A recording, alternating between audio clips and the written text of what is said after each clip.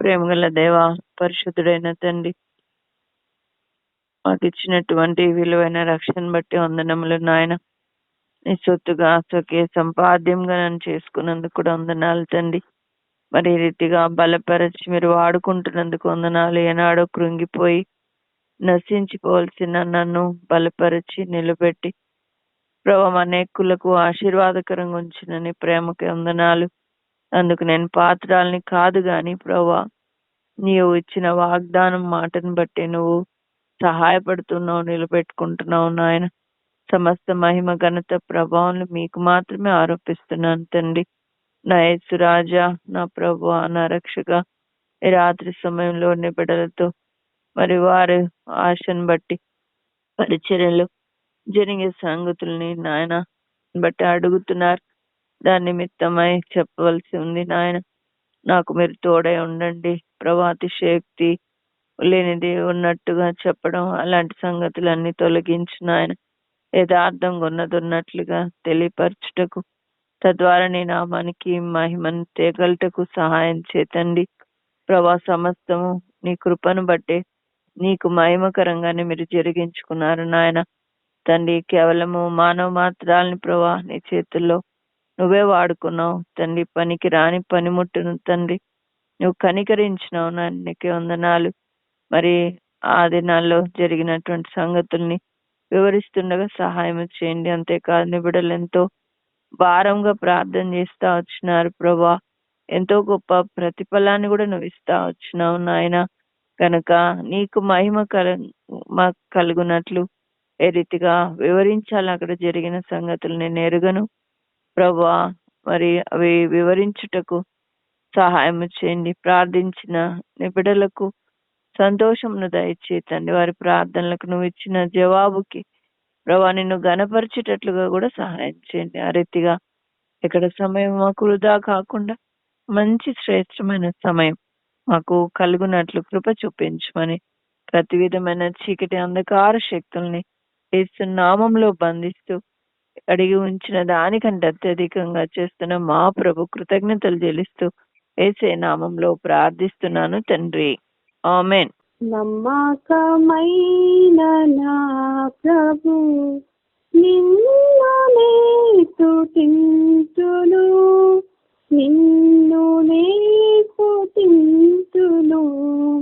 నమ్మకమైన నా ప్రభు కరుణతో పెంచియా స్థిరపరచి కాపాడినా, స్థిరపరచి కాపాడినా, స్థిరపరచిన నా ప్రభు పొగడినే స్తుతింతును. స్థిరపరచిన నా ప్రభు పొగడినే స్తుతింతును. నమ్మకమైన నా ప్రభు నిన్నునే స్తుతింతును, నిన్నునే స్తుతింతును. నమ్మకమైన నా ప్రభు కృంగియున్న వేళలో పైకి లేవనెత్తితివి, పైకి లేవనెత్తితివి. భంగపరచు సైతానున్ గెలిచి విజయమిచ్చితివి. భంగపరచు సైతానున్ గెలిచి విజయమిచ్చితివి. నమ్మకమైన నా ప్రభు నిన్నునే స్తుతింతును, నిన్నునే స్తుతింతును. నమ్మకమైన నా ప్రభు. యెషయా గ్రంథము 58వ అధ్యాయము 11వ వచనం. యెహోవా నిన్ను నిత్యము నడిపించును, క్షామకాలమున ఆయన నిన్ను తృప్తిపరచి నీ ఎముకలను బలపరచును. నీవు నీరు కట్టిన తోట వలెను, ఎప్పుడు నువ్వు ఉపుకుచుండు నీటి ఊట వలెను ఉండెదవు. మొన్నటి దినాన అశ్వారావుపేట దగ్గర వేలేపాట హెబ్రోను ప్రార్థన మందిరంకి స్త్రీల మధ్యలో పరిచర్య కొరకు అంటే వార్షికోత్సవం, అది 8వ సంవత్సరపు వార్షికోత్సవం అట. అయితే దాంట్లో ఫస్ట్ డే వాళ్ళు స్త్రీల కూడిక పెట్టుకున్నారు, సెకండ్ డే వార్షికోత్సవ కూడిక పెట్టుకున్నారు. ఆ ఫస్ట్ డే కూడికకు పిలిచారనమాట. అది పిలిచినప్పుడు అంకుల్ అడిగినప్పుడు నేను వెంటనే ఆన్సర్ చెప్పలేకపోయినాను. ఒకసారి ప్రార్థన చేసుకొని చెప్తానా అంకుల్ అంటే సర్లే అన్నారు అంకుల్. తర్వాత నేను ప్రార్థన చేసుకున్నాను. నాకు సరిగా దేవుడు స్వరం విన్నట్టుగా అనిపించలేదు. అందుకని బ్రదర్తో కలిసి ఇద్దరం కలిసి ప్రార్థన చేసుకుంటే దేవుడు వాక్యం ద్వారా మాట్లాడుతూ వచ్చినాడు వెళ్ళమని. అప్పుడు డెసిషన్ వెంటనే అంకుల్కి చెప్తా వచ్చినాను. అంకుల్ తర్వాత వాళ్ళకి ఇన్ఫార్మ్ చేసినారు. తర్వాత వాళ్ళు కూడా సేవకురాలు నాతో మాట్లాడుతూ వచ్చింది, ఏ పాటలు పెట్టాలక అట్లా ఇవన్నీ అడుగుతా వచ్చింది అనమాట. వాళ్ళు పాటలు ప్రింట్ చేయిస్తామని అన్నారు. సరే అని దాదాపు 2 వారాల క్రితం మా అంకుల్ చెప్పారు. చెప్పినప్పటి నుంచి కూడా అడుగుతా ఉన్నాను, కానీ ఏ మాత్రం కూడా టాపిక్ దేవుడు చెప్పట్లేదు. ఇంకా ఇక్కడ కట్టెక్కి వెళ్ళినాను, అక్కడ మంచిగా ప్లేస్ టైం ఉంటుందిలే అనుకున్నాను, కానీ అక్కడ దేవుడు చెప్పలేదు. సరేలే ఇంకా నిడదోల్లో ఏమన్నా చెప్తాడేమో, నిడదోళ్ళకి వచ్చినా కదా. నిడదోళ్ళు వచ్చిన తర్వాత కూడా ప్రార్థన చేస్తున్నాను కానీ ఏం రెస్పాన్స్ లేదు. తర్వాత మొన్న ఎప్పుడు సెకండ్ అనుకుంటా గాస్పల్ హాల్లో జూమ్ మీటింగ్ లో ఉంటే దాని గురించి కూడా ఏం చెప్పలేదు. ఆ రోజు ఊరి నుంచి వచ్చాను, ఇక్కడ వచ్చినాక ప్రార్థన చేసుకుంటే టకటక వర్తమానం చెప్పేస్తున్నాడు. దేనికోసం అని కూడా నేను మర్చిపోయినా. ఊరికి అట్లాగా నాకు ఆ వాక్యం చెప్తా ఉంటే దేవుడు వింటా ఉన్నాను. అవన్నీ రాసుకున్నా గుర్తొచ్చింది ఈరోజు జూమ్ మీటింగ్ ఉంది కదా. నిజంగానే జూమ్ మీటింగ్ లో ప్రార్థన చేస్తున్నప్పుడు దేవుడు ఉదయం నేను నీకు చెప్పింది చెప్పమంటే అదే టాపిక్ అక్కడ జూమ్ లో చెప్తా వచ్చిన. సరే అంటే ఆ ప్రాబ్లం సాల్వ్ అయిపోయింది. అంటే 2వ తారీఖు వరకు కూడా నాకేం చెప్పలే. 5వ తారీఖు గురించి శనివారం కూడా చెప్పలేదు. ఆదివారం మందిరంలో ఏమైనా చెప్తాడేమో అని వెళ్ళిన, మందిరంలో ఏం చెప్పలేదు. ఇంకా నేను హోల్ నైట్ చేస్తున్నా, హోల్ నైట్ లో అడుగుతున్నాను, మనం చేస్తా ఉన్నా అడుగుతాను, అడ్మిన్స్ గ్రూప్ అందరు చేసినారు అడుగుతున్నా, ఏమీ రెస్పాన్స్ లేదు. ఇంకా నాకు ఎంతో టెన్షన్ వస్తుంది దగ్గరకు వచ్చేసరికి. అక్క అడుగుతా ఉంది, అక్క సాంగ్స్ కొన్ని సెలెక్ట్ చేస్తే మేము అక్కడ ప్రింట్ చేసేదానికి టైం అవుతుంది అక్క అంటే, ఇంకా నేను దేవుని మీద భారం వేసేస్తున్నాను. ఇంకా నాకేం అర్థం కావట్లేదు. నువ్వు టాపిక్ చెప్పకపోతే నేను ఏమని ఏ పాటలను నేను సెలెక్ట్ చేద్దాను. గీతాకి చెప్పిన నువ్వు ఆరాధన వర్తమానం తీసుకొని దానికి సంబంధించిన 2 వర్షిప్ సాంగ్స్ సెలెక్ట్ చేయమంటే అమ్మాయి సెలెక్ట్ చేసి పెట్టుకుంది. ఇంకా నేను మిగతా సాంగ్స్ చెప్పాలి, ఏం చెప్పాలో నాకు అర్థం కాదు. సర్లే ఇంకా సంపూర్ణత గురించి అని అంటే కొన్ని నువ్వు సంపూర్ణత గురించి కొన్ని సెలెక్ట్ చేసి పంపమ్మా అంటే గీత కొన్ని సెలెక్ట్ చేసి పంపించింది. దాంట్లో కొన్ని నేను కూడా సెలెక్ట్ చేసి ఒక 5 అట్లాగా నేను సెలెక్ట్ చేసి అవి అక్కడికి పంపించాను. వాళ్ళు టైప్ చేసి, అంటే వర్తమానం ప్రింట్ అవ్వలేదు కానీ పాటలు ప్రింట్ అయిపోయినాయి. వర్తమానం దేవుడు చెప్పలేదు కానీ అలాగన అయిపోయింది. ఆశ్చర్యం ఏంటంటే పొద్దున అంటే ఏ రోజు వాక్యం చెప్పాలో ఆ రోజు ఉదయం ప్రార్థన చేస్తుంటే కొన్ని సహోదర ప్రేమ గురించిన సంగతులు ఆయన చెప్తా ఉన్నాడు అనమాట. అంటే ఆల్రెడీ నేను అక్కడక్కడ మన గ్రూప్స్ లో చెప్పినవే చెప్తా ఉన్నాడు. ఎందుకు ఇవి చెప్తా ఉన్నాడు అని అనుకున్నాను. అది విడిచి అనే మాట కూడా చెప్తా ఉన్నాడు. అంటాడు కదా మత్తయి సువార్త 25లో, నన్ను విడిచి అపవాదికి వాడికి సంబంధించిన దూతలకు సిద్ధపడిన దానికి వెళ్ళిపోండి అంటాడు కదా. ఆ విడిచి అనే దాని గురించి కొంచెం ఎక్స్ప్లెయిన్ చేస్తా వచ్చినాడు దేవుడు. అది అంటే నా కొరకే చేస్తున్నాడని అనుకున్నాను. దాని గురించి వర్తమానం ఆయన చెప్తా ఉంటే విన్నాను. ఆశ్చర్యం అనిపించింది, కొన్ని ఆశ్చర్యమైన సంగతులు చెప్తే. ఇంకా అయిపోయింది పొద్దున్న మార్నింగ్ ప్రేయర్. అయినా ఇంకా అక్కడ ఏం చెప్పాలనేది ఏం చెప్పట్లేదు నాకు. ఇంకా టైం అయిపోయింది. యాక్చువల్ నేను 5కే బయలుదేరాలి. 4:30కి లేసి నేను సిద్ధపడాలని అనుకున్నాను. 5 వరకు ప్రార్థన చేసుకుంటున్నా, టాపిక్ రాలేదు. 5:30 వరకు రాలేదు. ఏ సరే వెళ్ళిపోవాలా, అయిపోయింది. కానీ నమ్మకం దేవుడు సహాయం చేస్తాడు అనేది. ఇంకా సరే సిద్ధపడినాం, వెళ్ళినాం, కూర్చున్నాం, కార్లో వెళ్తున్నాం.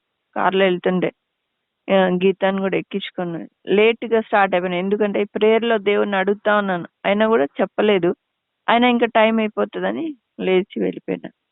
అయిన తర్వాత గీతతో కొద్దిసేపు కలిసి ప్రార్థన చేసుకుందాం అంటే చేసుకున్నాను. ప్రార్థన చేసుకున్నాను. కార్లో కలిసి ప్రార్థన చేసుకు, నాకు భయం వేస్తుంది ఇప్పుడైనా చెప్తాడేమో అని. అంటే ఆయన చిన్న తలంపు ఎప్పుడు ఇచ్చినా ఇంకా అదే ఆయనే మాట్లాడేసుకుంటాడు అనమాట. అట్లాగా గీతతో నేను కలిసి ప్రార్థన చేస్తున్నప్పుడు కూడా భారం ఉంది నాకు హృదయంలో. నేనేమైనా తప్పు చేసినా ప్రభు, అప్పటి నుంచి అదే అడుగుతున్నా. నేను తప్పు చేస్తే నాకు తెలియపరచయ్యా, క్షమించయ్యా, నేను ఇంకెప్పుడు చేయను, నాకు తెలియపరచు, నాకేమైనా తప్పు చేసినా ఏ చేసినా అని చెప్తే కదా నేను. ప్రభు దయ చూపించు, నీ బిడ్డను అవమానపరచొద్దు, ఇట్లనే బతిమాలుకుంటున్నాను అనమాట. ఇంకా ఈవెన్ గీతతో కలిసి కార్లో ప్రార్థన చేస్తున్నప్పుడు కూడా అట్లానే బతిమాలుకుంటున్నా నేను. అంటే ఇండైరెక్ట్ గా అనమాట, ప్రభువా నన్ను క్షమించు అని. ఆ వర్తమానం అని అడగలే నేను. ఇప్పుడు అలాగంటే ఆ పాప కూడా టెన్షన్ అయిపోతుంది కదా, ఎందుకు ఇబ్బంది పెట్టడం ఎవరిని అని నాలోనే ఉంది ఆ టెన్షన్ అనేది. అలాగున వెళ్ళిపోయినాము. మళ్ళీ వేలేరుపాడు వచ్చి దగ్గరకు వచ్చేటప్పుడు మళ్ళీ ఒకసారి ఇద్దరం కలిసి ప్రార్థన చేసుకున్నాం. అప్పటికి కూడా వర్తమానం రాలేదు. అక్కడికి వెళ్ళినాము. తన ఆరాధన వర్తమానంలో ఆరాధన కొరకే నిలబడింది గీత. ఇంకా నేను కూడా అప్పుడు ప్రయాణంలో వచ్చిన, కొద్దిసేపు ఆడ ప్రార్థన చేసుకుందాం ఈ వర్తమానం అయిపోయే వరకు, అప్పుడేమైనా చెప్తాడా అన్న ఒక తలంపు ఉంది.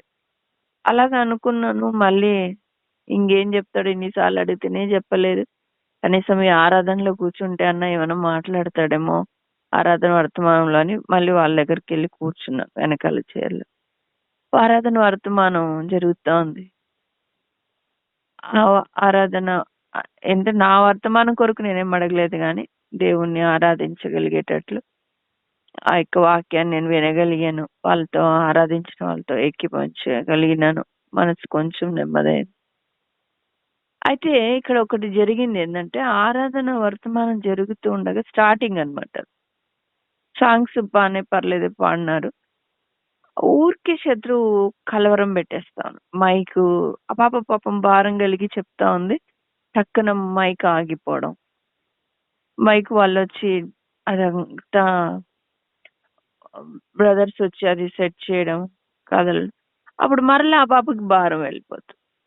మళ్ళీ వాళ్ళు క్లియర్ చేయడం, మళ్ళీ చెప్తుంటే మళ్ళీ ఇంకొక ప్రాబ్లం రావడం, అట్లా కరెంట్ పోవడం, ఇట్లాంటి డిస్టర్బెన్సెస్ చూస్తా ఉన్నాను అనమాట వెనకాల కూర్చొని. నిజం చెప్పాలంటే అదే నాకు భారాన్ని, అదే నాకు వర్తమానాన్ని అనుగ్రహిస్తా వచ్చింది.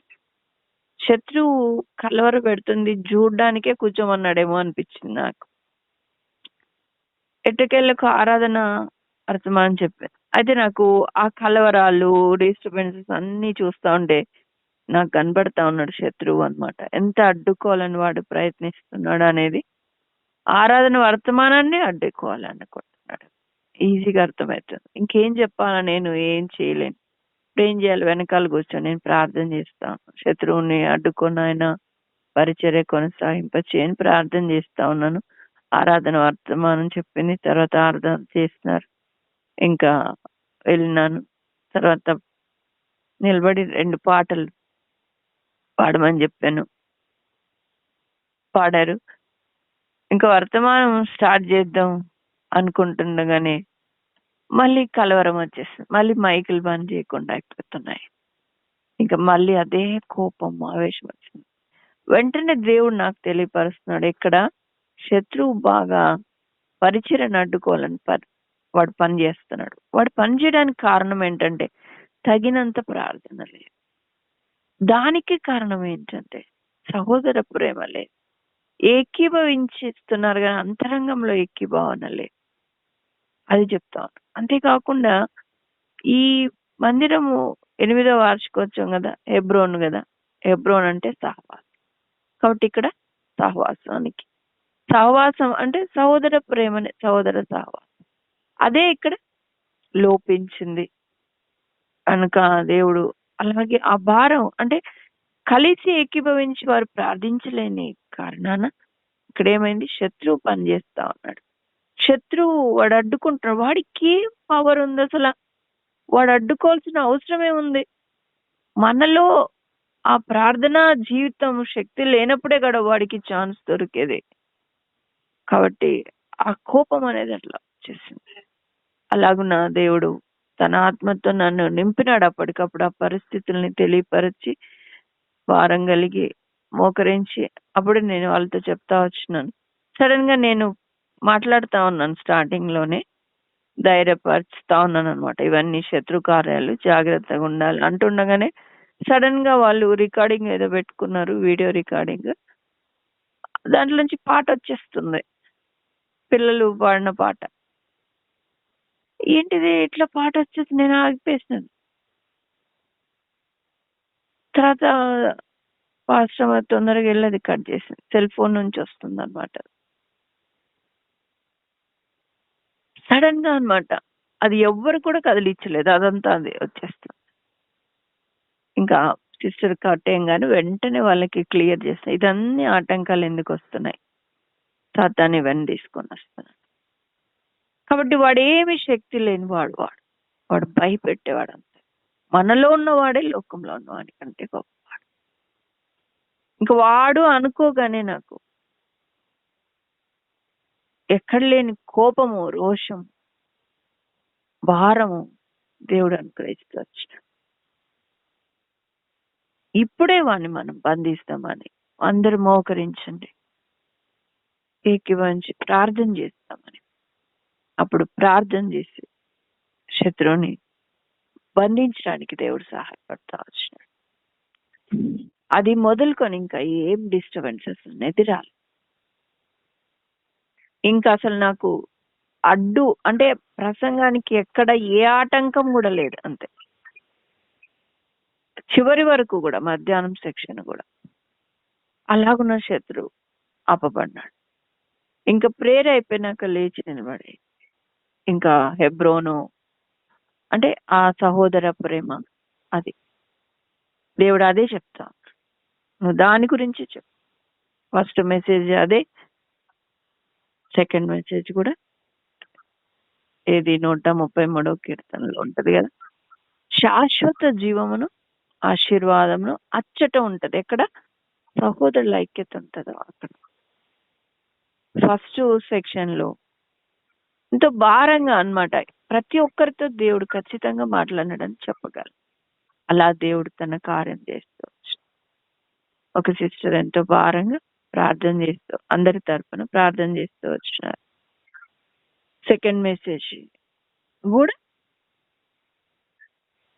ఫస్ట్ మెసేజ్ శాశ్వత జీవం సంబంధించి, రెండవ మెసేజ్ ఆశీర్వాదం ఎట్లా ఉంటది, ఆశీర్వాదం ఎక్కడ వస్తుంది, అది దేన్ని విడిచిపెడితే మనకు ఆశీర్వాదం కదా. లోతు అబ్రహాం నుంచి దూరం అయిపోయినాక ఏమొచ్చింది, అబ్రహాంకి ఆశీర్వాదం వచ్చింది. అలాగా విడిచిపెట్టాల్సింది దేవుని సన్నిధి, ఆయన బిడల సహవాసం కాదు, సొదొమ గొమొర్రా లాంటి ప్రాంతాలు. అది విడిచిపెట్టలేకపోయింది లోతు భార్య, ఉపస్తంభమై. అలాగున్న లోక సంబంధమైంది విడిచిపెట్టకపోతే ఒకానొక దినాన యేసు ప్రభుని మనం విడిచిపెట్టాల్సింది వస్తుంది. మత్తయి సువార్త 25లో ఉంటది కదా, నన్ను విడిచి మీరు అపవాదికి వాడి దూతలకి సిద్ధపరిచిన నిత్యాగ్నిలోకి వెళ్ళిపోండి అని పంపించేస్తారు. విడిచి వెళ్ళిపోండి.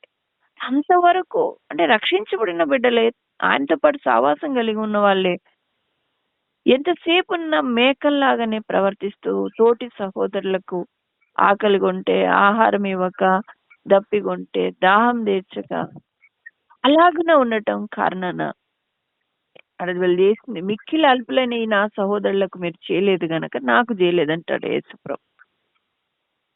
అలాగున్నా అట్లాగా అంటే జస్ట్ తోటి సహోదరులకు అల్పులైన సహోదరులకు నువ్వు ఆహారమేయము కారణాన, దప్పిక తీర్చని కారణాన, వాళ్ళని పరామర్శించని కారణాన నువ్వు ఎక్కడ వెళ్ళిపోతావంటే నిత్యాగ్నిలోనికి వెళ్ళిపోతావు. ప్రభు అంటే నన్ను విడిచి వెళ్ళిపో. అది ఎంత బాధకరమమ్మా. యేసు ప్రభుని విడిచి వెళ్ళగలమా? కానీ ఒక దినాన ఆయన దగ్గర ఉండి కూడా ఆయనకు తగినట్లుగా ఆయన చేసిన ఆ గొప్ప కార్యానికి తగినట్లుగా మనం జీవించకపోతే ఒక దినాన ఆయన విడిచిపెట్టాల్సిన పరిస్థితి వస్తుంది. నిత్యాగ్నికి పోవాల్సిన పరిస్థితి వస్తుంది. ఆయనతో ఉంటున్నాం, ఆయనతో సహవాసం కలిగి ఉంటాం, ఆయన దగ్గర నుంచి మేలులు పొందుకుంటున్నాం, కానీ ఆయనకు తగినట్లు జీవించాలి.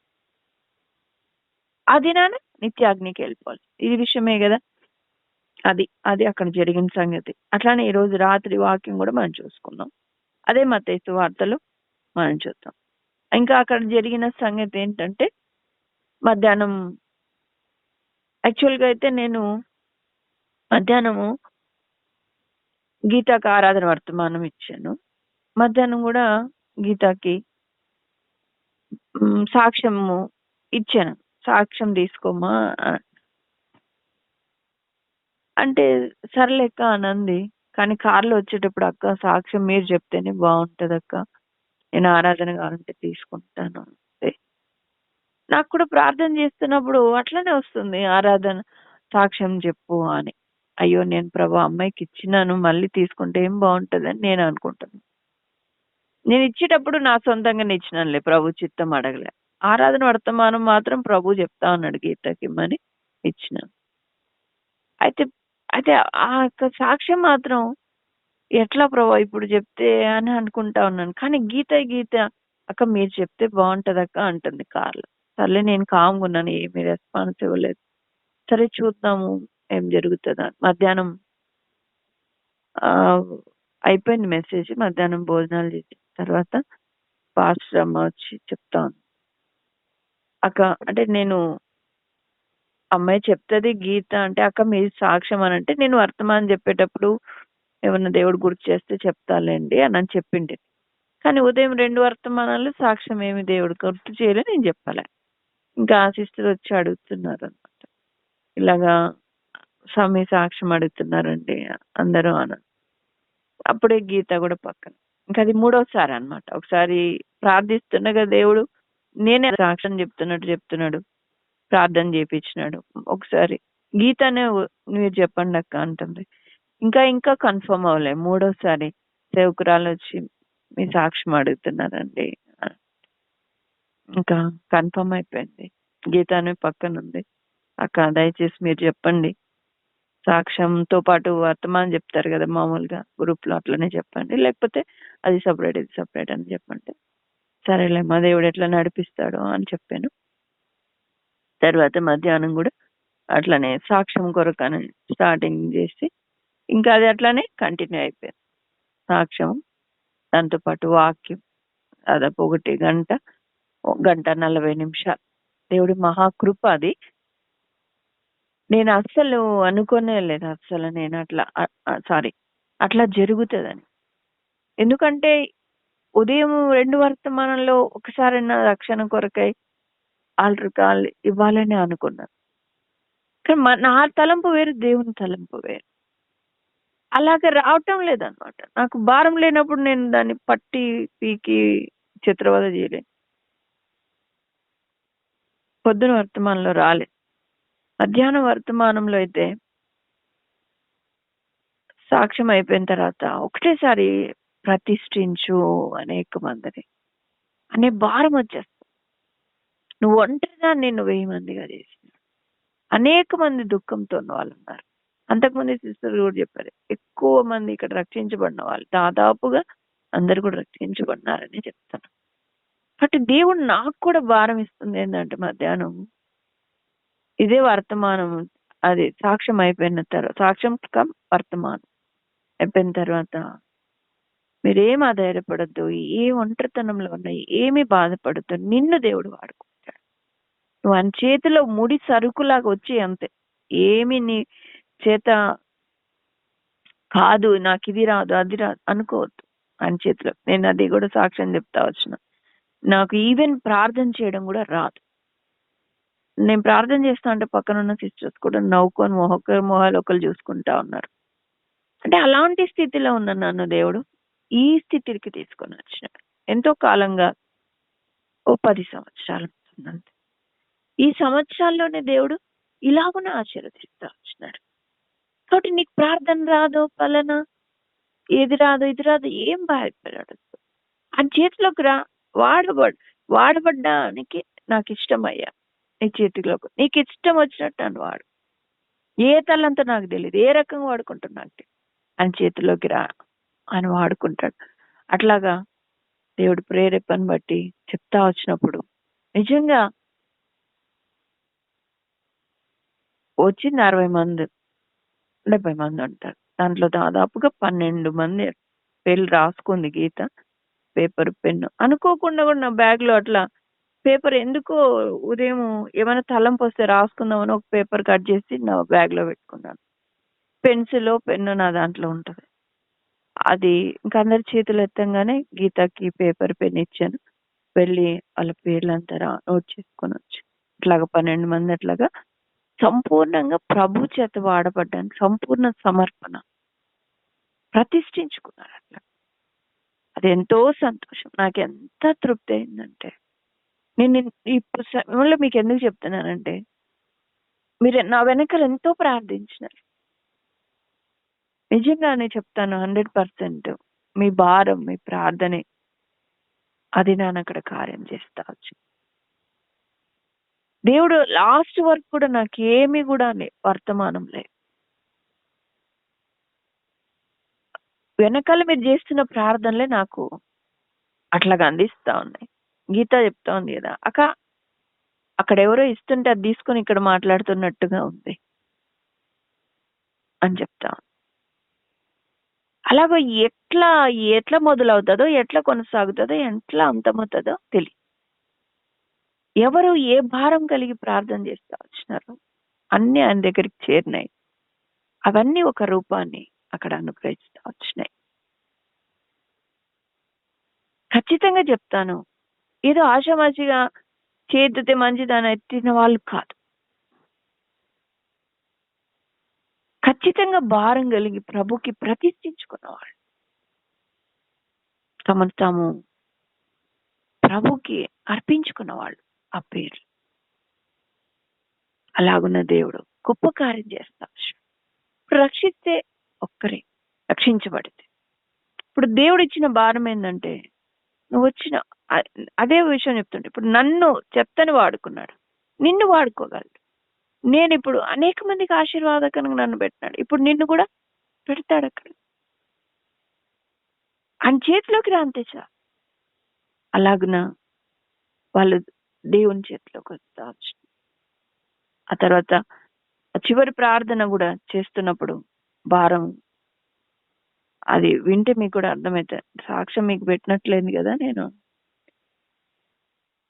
వీలైతే ఛానల్లో పెడతాను, లేకపోతే దాంట్లో ఉన్న వేలేరు దాంట్లో ఉంటది, మీరు చూసుకోవచ్చు.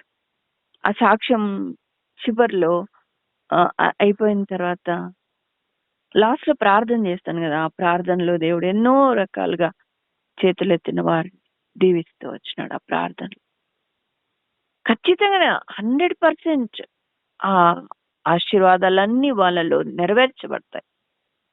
ఈ పని ఆగేది కాదు, ఇది కొనసాగేది. అది ప్రభుదినం వరకు కొనసాగేది. వారు ఫలిస్తారు, అనేక మందికి ఆశీర్వాదకరంగా ఉంటారు. 100% దేవుడు అలాగున అది నాలో కార్యం చేస్తా వచ్చు. కాబట్టి మీకు అందరికీ దేవుని వందనాలమ్మా. మీ ప్రార్థనలకు గొప్ప సమాధానం దేవుడు ఇచ్చినాడు. తిరిగి అక్కడి నుంచి మాకు క్షేమంగా తీసుకొచ్చాడు. మాకు ఏ అలసట లేదు తెలుసా. వెళ్ళేటప్పుడు అంత దూరం 3:30 ప్రయాణం అంటే అనుకుంటా వెళ్ళినాం, కానీ వచ్చేటప్పుడు అసలు మాకు తెలియలేదు సమయం. దేవుని కార్యాలు మేము చర్చించుకుంటూ ఆయన స్తుతిస్తూ చాలా తేలిగ్గా తొందరగా ఇంటికి వచ్చేసాం. అలాగున మాకు అలసట అదంతా కూడా లేకుండా దేవుడు చేస్తా వచ్చి దేవుడి సాక్ష్యాన్ని మనందరి కొరకే తీర్చునుగా. ఆమేన్. మీకు కృతజ్ఞతాస్తుతులు చెల్లిస్తా ఉన్నాను రవ్వా. నేనైతే నా మట్టుకు నేను రవ్వా జలగకు ఇమ్ము అనేటువంటి స్వభావం కలిగిన దానిగా ఉన్నాను. కానీ రవ్వా నేను నాలాంటి అక్కర కలిగిన వారికి రవ్వా ఆశీర్వాదకరముగా జీవించలేని బ్రతుకు జీవిస్తున్నాను ప్రవ్వా. దయచేసి నా యొక్క జీవితంలో నేను చేస్తున్న ఈ పాపమును క్షమించండి ప్రవ్వా. మీ రక్తంతో నన్ను కడగండి, పవిత్రపరచండి. మీ వెలుగును, మీ యొక్క తేజస్సును ప్రవ్వా, నీ ముఖ ప్రకాశంలో చేసేటువంటి ఆత్మీయమైన స్థితి నాకు దయచేయండి. నాలో ఉన్న చీకటి, నాలో ఉన్న శత్రు బంధకాలను ప్రవ్వా నాలో అణిచివేస్తున్న నైనా మీ యొక్క తండ్రి మీ సన్నిధిలో మీ ప్రజల నిమిత్తము మొరపెట్టి ఆ యొక్క నైనా కృపను, మీ యొక్క నైనా మాటలను ఇతరులకు వెదజల్లేటువంటి ఆ కృపను అణిచివేస్తున్న శత్రు కార్యాలను లయపరచండి ప్రభా, లయపరచండి నైనా. ఎంతో నైనా నేను వాటిని జయించలేని దానిగా జయించే ప్రార్థన నాలో లేదు ప్రభా. అంత ప్రార్థన సరిపోవట్లేదు నాయనా. దయచేసి నన్ను జ్ఞాపకం చేస్తే ప్రభా, ఏం చేయాలో కూడా మీకు తోచట్లేదు. లోతు వలెనైనా నేను కూడా విడిచిపెట్టి నువ్వు చూపించే మార్గంలో వెళ్ళడానికి సహాయం చేయనైనా. మీ ఆజ్ఞను దయచేటట్లు నాకు మెలుకువను దయచేసి మీ చిత్తము నెరవేర్చేటువంటి ప్రభా నడిపింప నాకు దయచే. నేను చేస్తున్న ప్రతి అవివేకమును, అవిధేయతను, నా యొక్క నైనా సోమరితనమును, నిర్లక్ష్యమును ప్రభా తీసివేయండి. ఈ పాపముల చేత ఆత్మీయంగా నేను ఆశీర్వదించబడట్లేదు, అనేకులకు ప్రభా ఆశీర్వాదకరంగా ఉండట్లేదు.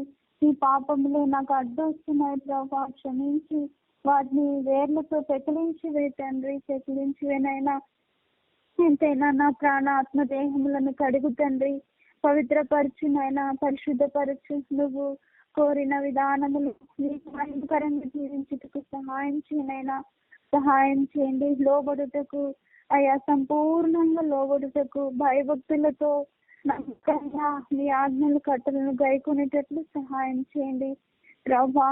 నైనా ఎంతైనా కృప చూపించండి, మేలు చేయండి ప్రభా. నైనా ఎంతో ఆశ ఉంది కానీ తండ్రి నైనా నిమిత్త మాత్రాలు అయిపోతున్నాను. ప్రార్థన జీవితం లేదు తండ్రి, క్షమించండి. ప్రార్థన జీవితం దయచేయండి ప్రభా. ఎంతైనా నాకు సహాయం చేయి తండ్రి. వ్యర్థముగా నిరుపయోగముగా ఎందుకు పనికిరాని తలాంతులను నేను మట్టిలో దాచిపెట్టినటువంటి అతి వెలుపటి నరకానికి వెళ్ళే జీవితము ప్రభా నేను జీవించకుండా నాకు సహాయం చేయి తండ్రి. నాకు సహాయం చేయమని వేడుకుంటున్నాను తండ్రి ప్రభా. అయా నిత్య రాజ్యంలో నేను వెళుతూ అనేకులను మార్గంలో నడిపించేటువంటి ఆ కృపను నాకు దయచేయండి.